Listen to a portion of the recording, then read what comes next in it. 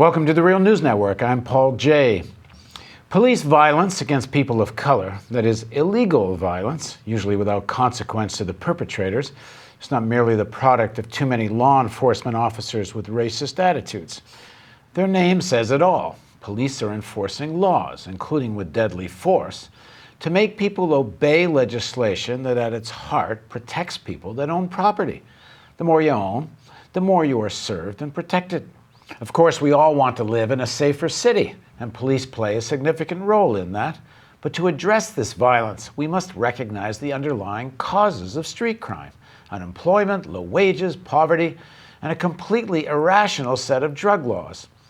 Unemployment itself is not a natural phenomenon that ebbs and flows. It's a product of a system that requires a big pool of available cheap labor to keep wages low. A myriad of legislation ensures that unions are weak and wages stay depressed. It's not a product of a free labor market, but what amounts to a regulated one. When police use violence, they do so as agents of a legal system, courts and prisons and more, that must keep a lid on people who fight back against desperate conditions, whether they fight back blindly and often self-destructively, or more consciously and politically. The elites have passed laws that keep people in their place. Of course, the place for those in the elites, that is the top 20%, is to own 85% of America's wealth. On a global scale, the top 1% of the population owns 50% of the world's wealth.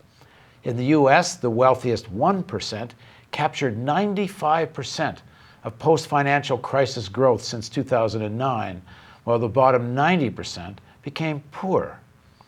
Laws are designed to make sure this inequality takes place and make sure it stays this way.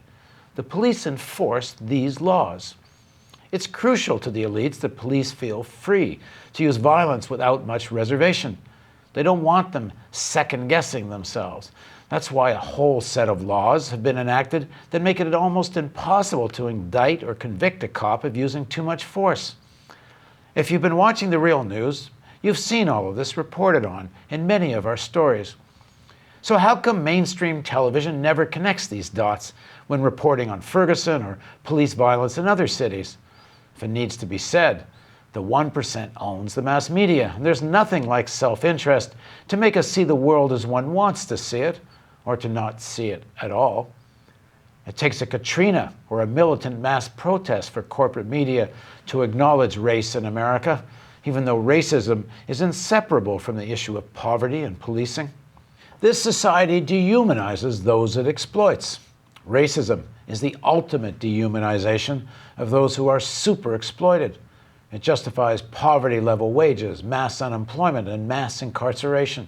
It divides people of color from all those suffering desperate conditions. Many Real News guests have said the solution is not to retreat into ethnic identity, but a united front of all working unemployed and enlightened people. Across the country, people are organizing and resisting. They are mobilizing in the streets and with an independent electoral strategy. Well, with your help, this revolution is being televised on The Real News. Till the end of the year, every dollar you donate will be matched until we reach $200,000. That pays for about 2 months of The Real News. We believe that with sufficient resources, we can win the local TV market in Baltimore and then in many other cities across North America. It's a game changer. Please help us make Real News